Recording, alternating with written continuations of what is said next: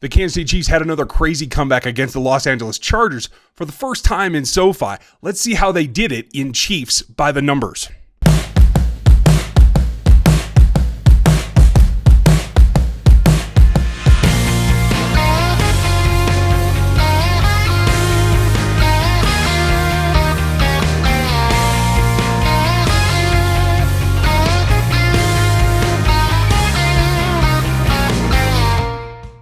Welcome back to RGR Football. My name's Ryan, and this is me going rogue on the Kansas City Chiefs, as well as the NFL at large. Today, this is our second in the series of the weekly show on the Inside the Statistics, by the numbers, how the Chiefs got their win done, and what stood out about how they accomplished that.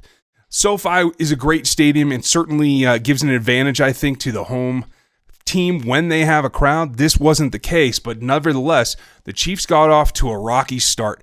I'm going to give you 6 stats here that will tell you the inside part, the little details that really contribute to how they got this win done and what they had to do it.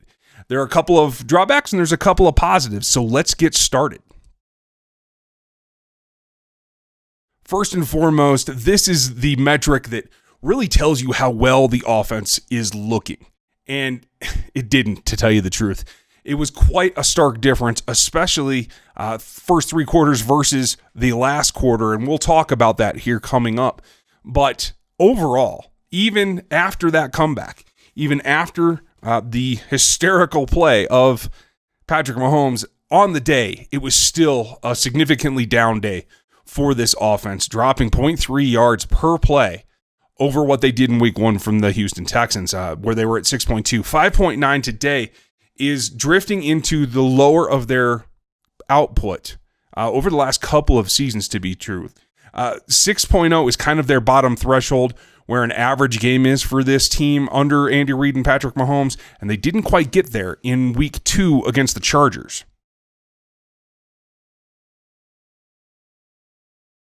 Secondly, a big one is how often they get to put points on the board. And they had 10 drives on this particular game and only scored on half of them, as well as the fact that they didn't score as many touchdowns as they're used to in terms of percentage. This was the big significant drop-off, 17% down from week 1. That is a large chunk, and this was obviously due to what the defense was able to do to them, how they went about their assignments as well, and a little bit of, I think, stagnation in feeling the way that they had to go and approach this particular team in a new stadium, etc. I can't say that they didn't overlook them just a touch. We'll talk about that more coming up tomorrow. We have some film reviews coming for you.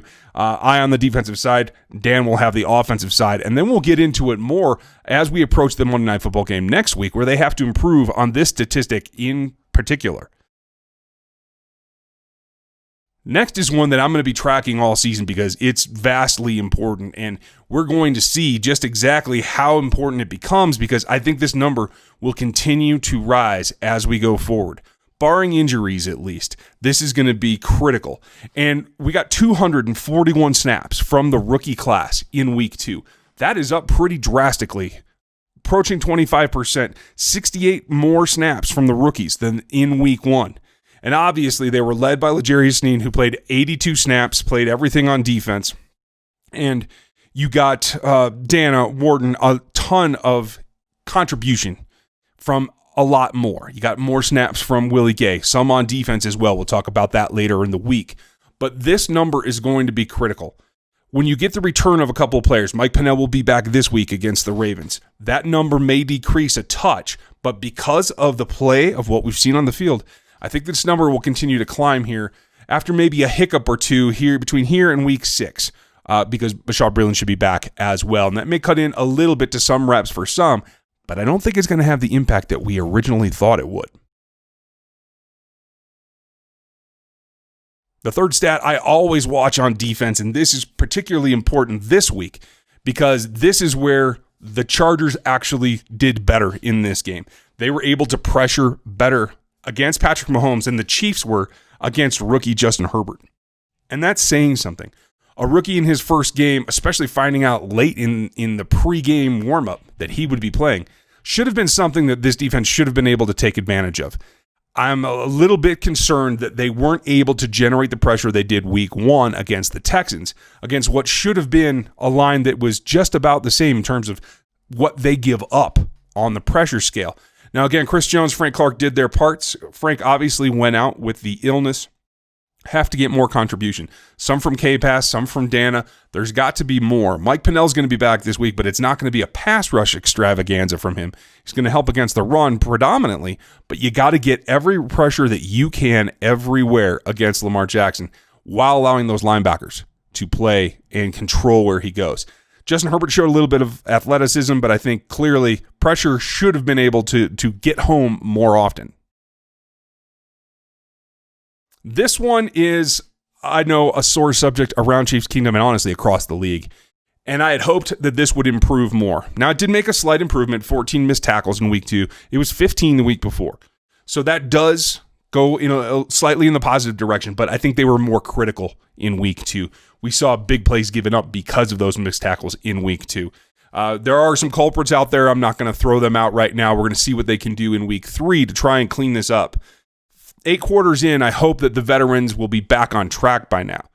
And there's one more statistic that I really want to go over because it just displays not only how this team has to persevere, but how they get there. And this is not to take away from anything from Harrison Butker, who I could have thrown a statistic together about, but with so many attempts and so consistent a production from Butker, let's just say he deserved the player of the game. But this stat in particular is something that they're going to have to look at going forward because Patrick Mahomes should not have to put up this kind of performance late in games all the time. What this shows you is that for the first 3 quarters of this contest, the production was here in yellow, and the balance was clearly down on the first 3 quarters of the game. 151 yards total. That does include his rushing, which I think was actually really dramatic and really helpful in getting this win for the Kansas City Chiefs. But 176 yards came just in the 4th quarter. That is not enough balance throughout the game. And I think they know that. I think they're very particularly concerned about why they weren't able to get that done. I do expect some adjustments from Andy Reid and Patrick, but this shows you just how much Patrick got done. Not only throwing, but using his legs to get that big first down in the 4th and overtime, etc. This cannot happen again. This has to be really a 75% so that you get a nice even distribution of production across the game. That's the numbers for them against the Chargers. If you're not subbed, make sure you do that now. Hit the like, the sub button, and the bell notification so you know what comes up next. We have film for you next a couple of times this week, and then we're going to get back and look at our game plan going into those Ravens. This is going to be the pivotal game of the season, I think, overall, but certainly in the first half. Look for you guys to be back for that. Thanks for watching this one, and we'll check you in next time. Thanks for watching this video from the team at RGR Football. Click these videos to see more, and subscribe to RGR Football.